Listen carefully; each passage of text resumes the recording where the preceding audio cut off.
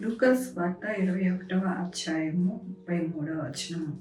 ఎల్లప్పుడూ ప్రార్థన చేయుచు మెలకువగా ఉండడని చెప్పాను. ఎంత గొప్ప వాగ్దానాన్ని దేవుడు మనకి అనుగ్రహిస్తూ ఉన్నారండి. దేవుడు ఏమంటూ ఉన్నారంటే ఎల్లప్పుడూ కూడా మనం ఎలా నడుచుకోవాలని దేవుడు సెలవిస్తూ ఉన్నారంటే మనము ప్రార్థనతో మెలకువగా అనగా ఆత్మీయక నేత్రములతో మెలకువగా ఉండి మనము ఎల్లప్పుడూ కూడా దేవునితో అంటుకట్టుకొని బ్రతకాలని దేవుడు సెలవిస్తూ ఉన్నారు.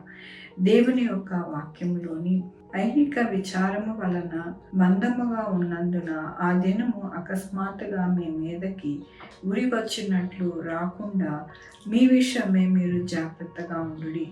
ఆ దినము భూమి అంతటా నివసించు వారందరి మీద అకస్మాత్తుగా వచ్చును కాబట్టి మీరు జరగబోవు వేటినల్లా తప్పించుకొని మనిషి కుమారుని ఎదుర్కొంటకు శక్తిమంతులవునట్లు ఎల్లప్పుడూ ప్రార్థన చేయుచు మెలకువగా ఉండుడి. కాబట్టి ఏంటి, మనము ఆఖరి దినములలో ఉన్నాము. ఆఖరి దినములు అనేవి మనము చూస్తూ ఉన్నాము. అక్కడక్కడ భూకంపాలు జరుగుతున్నాయి, ప్రేమ లేదు, ప్రేమ చల్లారిపోయింది. అలాగే దేవుడి యొక్క వాక్యము వేగముగా పరిగెత్తుతూ ఉన్నది. దేవుడు చెప్పినవన్నీ కూడా నెరవేర్చబడుతూ ఉన్నాయి. అంటే దేవుని యొక్క గడియ సమీపముగా ఉన్నది. కాబట్టి మనము ఎల్లప్పుడూ కూడా చాలా జాగ్రత్తగా ప్రార్థనాపూర్వకంగా మన యొక్క రక్షణని మనము కాపాడుకుంటూ నడవాలని దేవుడు సెలవిస్తూ ఉన్నారు.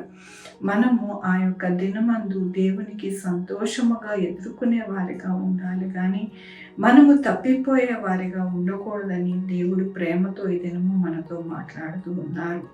మనము ప్రేమతో ఆయనని ఎదుర్కొనే వారిగా ఉండాలి అంటే మనము ఎలా ఉండాలి అని అంటే ఎల్లప్పుడూ కూడా ఆయనతో అంటుకట్టుకొని ఉంటే గనక మన జీవితంలో ఎప్పుడూ కూడా అపజయము లేక మనము సంతోషముగా ఆయనని ఎదుర్కొంటామని దినము దేవుడు సెలవిస్తూ ఉన్నందుకు దేవునికి వందనాలు చెల్లిస్తూ ఉన్నాను.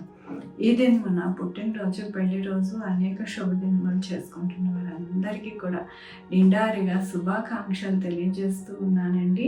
మీ జీవితంలో దేవుని యొక్క ఆశీర్వాదము, ఆయన బహుమానము, ఆయన దీవెన మీకు కలుగును గాక. ప్రార్థించుకుందామండి. యెహోవా దేవా, నా తండ్రి, నా ప్రభువా, మీ యొక్క కృపా కనికరాన్ని బట్టి నీకు వందనాలు, స్తుతులు, స్తోత్రం చెల్లించుకుంటున్నాను. గొప్ప దేవుడుగా మీరున్నారు నా ప్రభువా. నాయన, నా తండ్రి, మా వల్ల కాదు నాయన, అయితే నా ప్రభువా మీ ఆత్మతో నాయన మేము ఎల్లప్పుడూ కూడా జాగృతులమై నాయన మా రక్షణ పాత్రని జాగ్రత్తగా పట్టుకుని ఎల్లప్పుడూ ప్రార్థనాపూర్వకంగా మేము నడిచే వారిగా ఉండడానికి మాకు సహాయం చేయమని కోరుకుంటున్నాను. ఈ దినము నా పుట్టినరోజు, పెళ్లి రోజు, అనేక శుభదినములు చేసుకుంటున్న వారందరినీ దీవించండి, ఆశీర్వదించండి.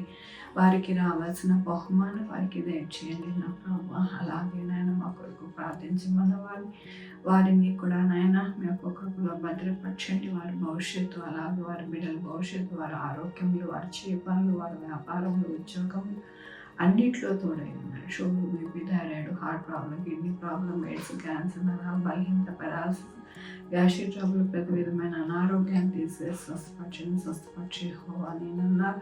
మీకు వందనాలు నాయన. ఎవరైతే ప్రయాణం చేస్తూ ఉన్నారో ఆ ప్రయాణం అంతట్లో తోడై ఉండండి నా ప్రభువా.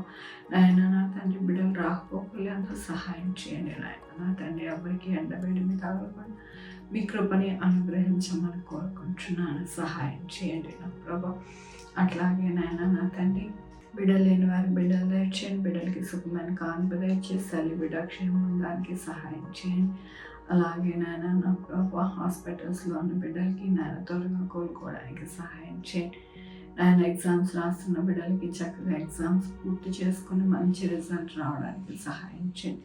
ప్రతి ఒక్కరిని నాయన మీ పాదాల దగ్గర పెడుతూ నా ప్రభు, నా రక్షణ యేసుక్రీస్తు పరిశుద్ధమైన నామమున అడిగి వేడుకుంటున్నా తండ్రి, ఆమేన్. తండ్రి, కుమార, పరిశుద్ధాత్మ సదాకాలం మనందరికీ తోడై ఉండును గాక. ఆమేన్. God bless you.